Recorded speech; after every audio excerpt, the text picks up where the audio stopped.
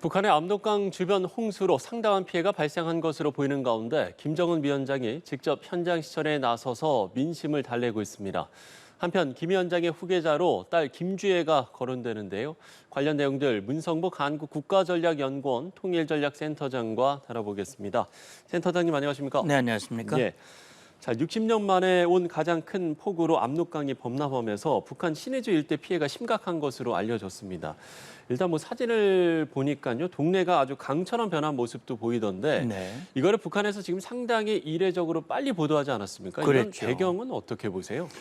일단 이번에 뭐 말씀하신 대로 60년 만에 폭우고요.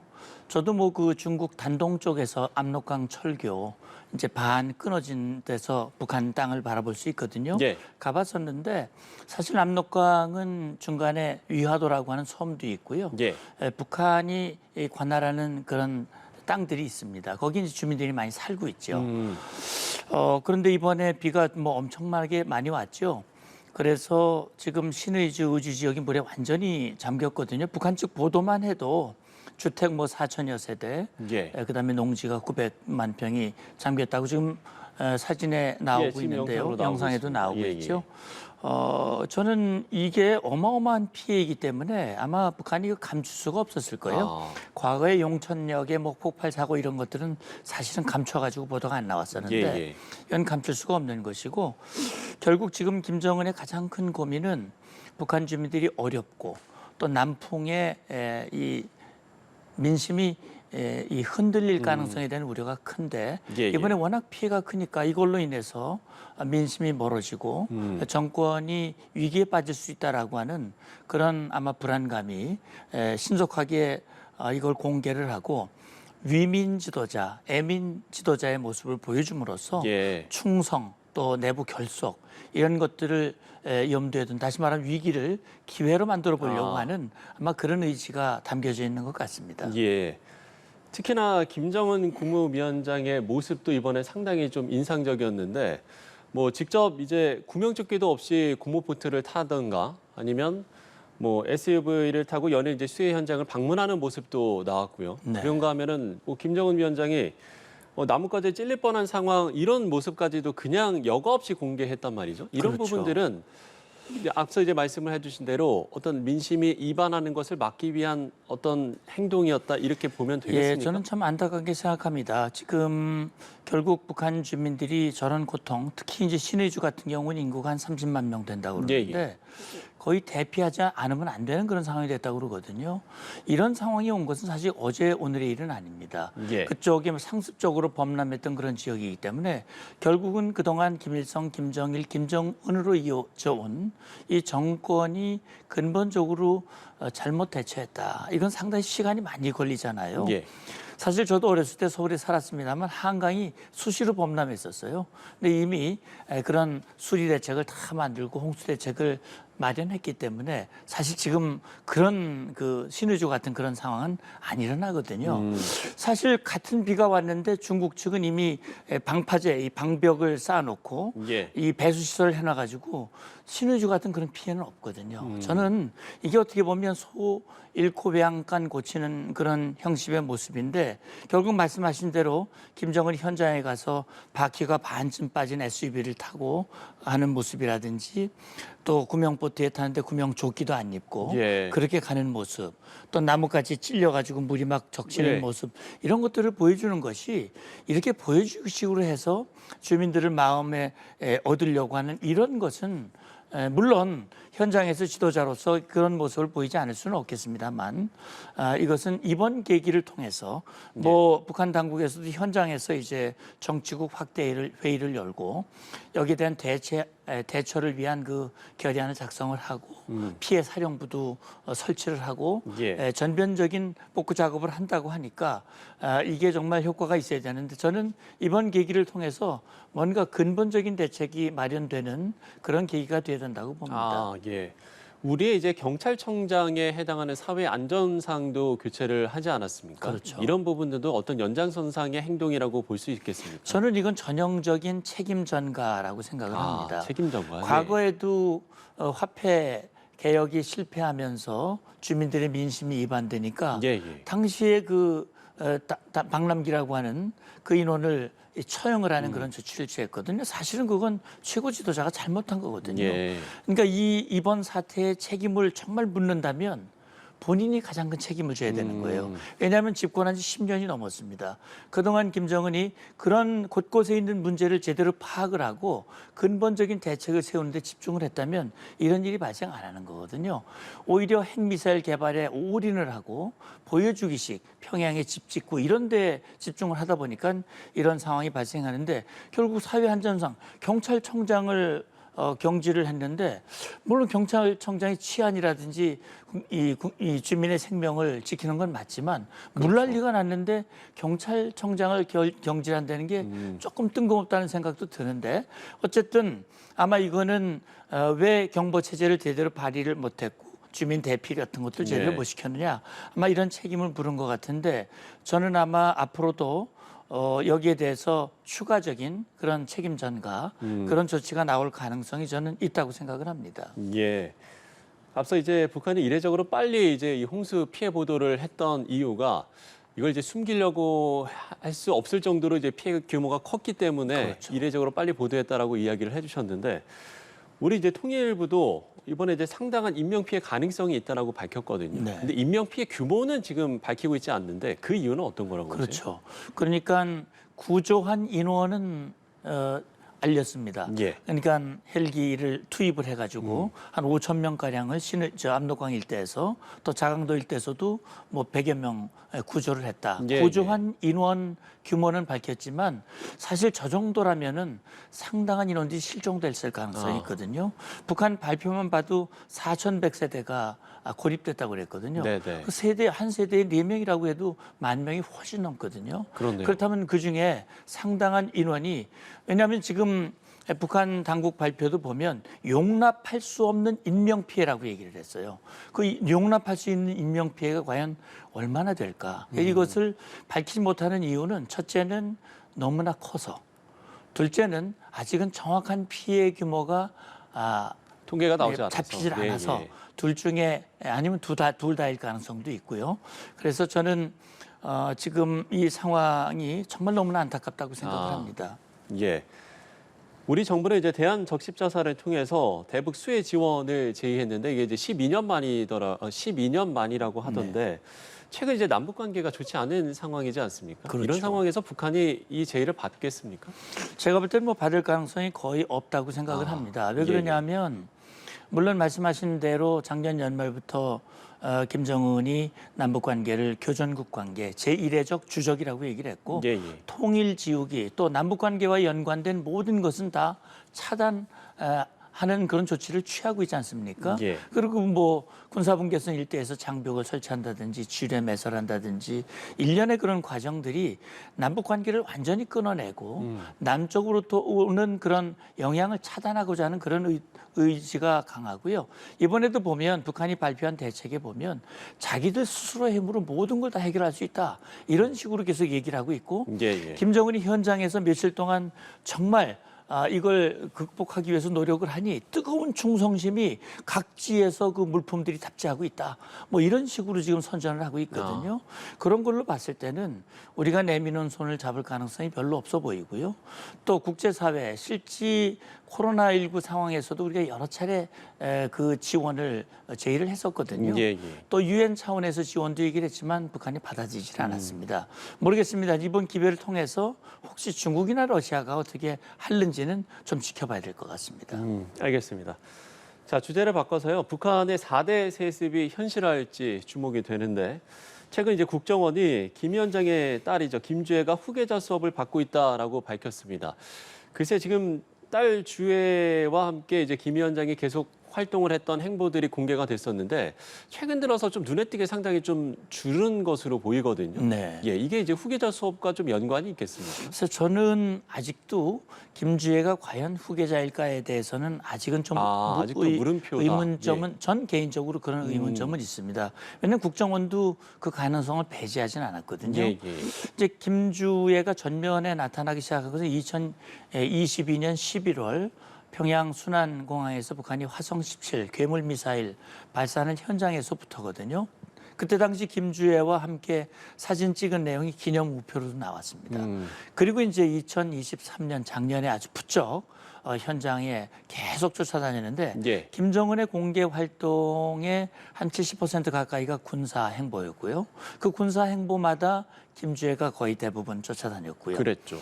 자, 그런데 이제 말씀하신 대로 금년 들어서 3일 이후에 조금 뜸하거든요. 이게 이제 무슨 이유인지는 뭐 확인되지는 않습니다만 예. 아마도 국정원도 그렇게 밝혔습니다. 김주애가 그렇게 전면에 나오는 것이 후계자 수업일 가능성도 있고 또 한 가지는 김주애가 그렇게 전면에 나섬으로써 이제 그 주민들의 반응을 좀 보는 것 같아요. 그러니까 사실은요, 어렵게 사는 북한 주민들 입장에서 봤을 때는 포동포동하고 정말 고급 이 옷들을 입고 나와가지고 그렇게 하는 행동이 과연 주민들은 어떤 생각을 말은 못하지만 그 마음이 어떤 생각을 하게 될까? 사실 최근에 꾸바 참사관도 우리 귀순을 해가지고 북한 주민들의 생각을 얘기를 했지 않습니까? 그렇기 때문에 아마도 3월 이후에 공개를 조금 뜸하게 하는 것은 아마 내부 민심이 그렇게 썩 좋지 않을 가능성, 그런 반응에 따라서 공개의 수위를 좀 조절하고 있다라는 생각이 들고요. 실제 김정은의 행보에 함께는 하지만 공개는 하지 않는 그런 가능성도 저는 배제할 수 없다고 봅니다. 예. 다른 자녀들과 달리 그동안 이제 공개 행동을 해왔고, 네. 그다음에 또 북한 매체들이 그 수령이나 후계자에게 쓰는 향도라는 표현을 이제 김주애에게 쓰지 않았습니까? 그랬죠. 이런 부분 때문에 이제 후계자를 뒷받침하는 그런 분석들이 있는데 이 부분에 대해서는 그럼 동의를 하시나요? 아니요. 그러니까 지금 가능성도 있고 그렇지 않을 가능성도 있는 거죠. 예. 그러니까 지금 말씀하신 대로 그동안 이제 김주애가 지금 공개 활동을 한 지가 이제 2년 가까이 돼 가고 김주애를 표현한 여러 가지 그 표현들이 있었어요. 뭐 존귀한 자제분, 존경하는 자제분. 그다음에 이제 말씀하신 대로 향도라고 하는 표현은 북한에서 최고 지도자에게만 쓰는 표현이기 때문에 그렇기 때문에 이 김주애를 이 정말 후계자로 낙점한 것이 아니냐라는 그런 이제 분석, 그런 판단이 설득력이 있는 거고 그걸 근거로 해서 국정원도 후계자일 가능성을 배제할 수 없다라고 얘기를 한 거거든요. 이제 다만 지금 김정은의 자녀가 몇 명이냐, 또 아들, 딸이 어떻게 구분이 되느냐 하는 거는 아직 확인된 건 없거든요. 아들이 있을 가능성, 또 딸도 김주애가 첫째냐 둘째냐 아니면 그 동생이 또 있느냐 이런 부분들이 아직 확인되지 않고 있고 그동안 북한이 3대 세습을 하면서 딸이 전면에 등장한 적, 물론 딸이 있었죠. 그 김일성의 딸도 있었고 김정일의 딸도 있지만 다 아들들이 승계를 했으니까 지금 현재로서는 국정원도 바뀔 가능성을 배제할 수 없다라고 얘기한 것도 아마 그걸 염두에 둔 판단이라고 봅니다. 지금 그 말씀해주신 그 부분과 관련해서 국정원장을 지낸 민주당 박지원 의원은 김주애는 아직 후계자가 아니다. 지금 외국에서 유학하는 아들을 감추기 위한 것이다. 이렇게 좀 주장을 하기도 했거든요.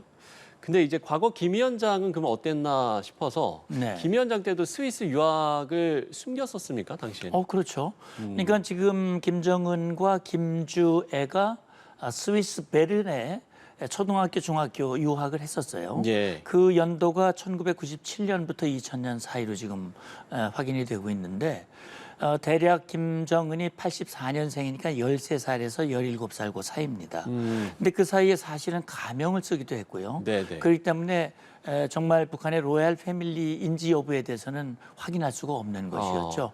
그리고 제가 국방부 당시 북한 과장을 하면서도 북한의 후계자가 누가 될 것인가라는 것이 분명치 않았어요. 사실 김일성에서 김정일로 갈 때도 1970년 되면은 김정일이 대략 20대에서 30대 그 사이입니다.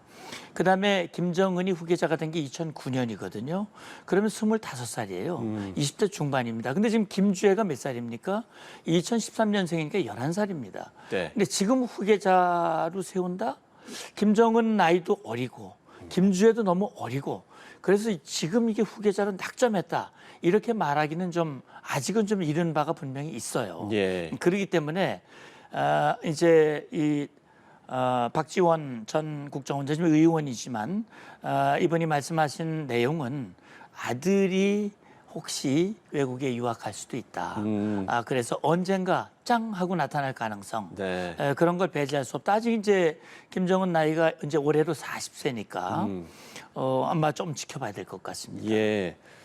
이제 김주의 나이가 뭐 말씀을 해주신 대로 상당히 어린 나이이기 때문에 미국의 북한 관련 싱크탱크에서는 지금 이제 김여정 노동당 부부장이 이 어린 김주혜를 대신해서 통치할 수 있다 이런 또 분석도 내놨거든요. 이 분석은 어떻게 보세요? 네, 가능성이 있다 없다라고 단정할 수는 없겠습니다만 이제 김정은의 건강이 지금 좋지 않기 때문에 제가 볼 때는 아마 건강과 무관치 않은 것 같아요. 김주혜를 일찍 내세운 것이 정말 후세까지도 따뜻하게 보살피는 그런 애민 지도자의 모습을 보여주는 것이 아니냐라는 것이 이제 2022년 11월 당시에 전문가들의 분석이었는데 이후의 행보를 보면서 이건 후계자다라고 하는 그 주장이 더 설득력을 얻고 있는 상황이긴 합니다만 지금 봤을 때 만약에 김정은이 수년 내에 만약에 유고가 된다. 그러면 사실 김주혜가 나이가 20살도 안 되는 거거든요. 그 나이에 최고 지도자로서 등극하기가 현실적으로 어려운 부분이 있을 수도 있어요. 그렇다면 이제 과거 우리 조선시대에도 임금이 어리면 누군가가 섭정, 수렴, 청정 같은 것을 했거든요. 그렇죠. 그래서 아마 그렇게 된다면 그 역할은 누가 할 것인가. 그렇다면 백두혈통의 일환인 김주혜가 그래도 가장 경험이 많으니까 김주혜가 섭정 형태로 후계자가 되지 않더라도 후계자는 김주혜가 되더라도 섭정을 할 가능성을 배제할 수 없다라고 하는 것이 그 이제 분석이라고 저는 봅니다.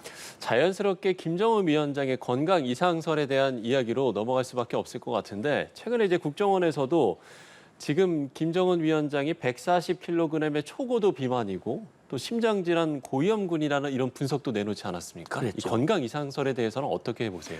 사실 그냥 일반 전 의료 잘 모릅니다만 일반인의 시각으로 봐도 너무 과도한 비만이다. 140kg이면 사실 일반 젊은 건장한 남성의 한 2배 정도의 몸무게거든요. 근데 사실 모든 질환, 성인병의 근원이 체중에서 온다고 그러는데 김정은이 최초의 권력을 물려받을 때 사진만 봐도 90kg이었어요. 근데 갑자기 몸무게가 불죠. 140kg으로 불었다가 120으로 좀 줄어듭니다. 그러다 다시 지금 140이 됐거든요. 말씀하신 대로 국정원 분석은 30대 초반부터 당뇨가 있었고 그다음에 고혈압이 있었다. 고혈압이 있을 수밖에 없죠. 그래서 오랫동안 약을 복용을 했는데 저는 그것과 함께 과음, 아마 술을 많이 먹는 것 같아요. 아마 술을 이렇게 많이 먹고 담배를 심하게 피는 것은 이게 건강에 아주 가장 나쁜 거 아니겠습니까? 거기에다가 가족력이 있지 않습니까? 그 할아버지 김일성도 사실 심혈관계 질환, 심근경색으로 82세에 사망을 했거든요. 근데 아버지는 더 빨리 죽었어요. 2011년 71세에 역시 같은 심근경색으로 사망을 했습니다. 지금 그렇다면 이게 가족력을 고려하고 이 초고도 비만, 그다음에 당뇨, 고혈압 이런 것들로 봤을 때 그다음에 최근에 국정원 밝힌 바에 의하면 아마도 해외 공간을 통해서 좀 특효약, 이제까지 약이 내성이 생겨서 잘 안 들을 수 있으니 좀 새로운 약, 신약 그런 것들을 좀 구해봐라 하는 그런 지시들이 내려간 정황들이 아마 포착이 된 것 같아요. 그러니까 북한 내부에서도 김정은의 건강 문제가 굉장히 중요한 고민 중에 하나가 아닐까 하는 생각이 들어요. 왜냐하면 2008년에 김정일이가 쓰러지고 굉장히 급하게 김정은을 후계자로 내세웠거든요. 근데 사실은 김정은 나이가 어리고 또 이 김주혜도 나이가 어리기 때문에 북한 내에서도 아마 굉장히 고민이 많지 않을까 하는 생각이 듭니다. 그 건강 이상설 때문에 계속해서 이런 후계자설도 나오고 있는 것 같은데 앞으로의 좀 동향들을 저희가 잘 지켜봐야 될 것 같습니다. 자, 문성모 한국국가전략연구원 통일전략센터장과 이야기 나눠봤습니다. 오늘 말씀 고맙습니다. 감사합니다.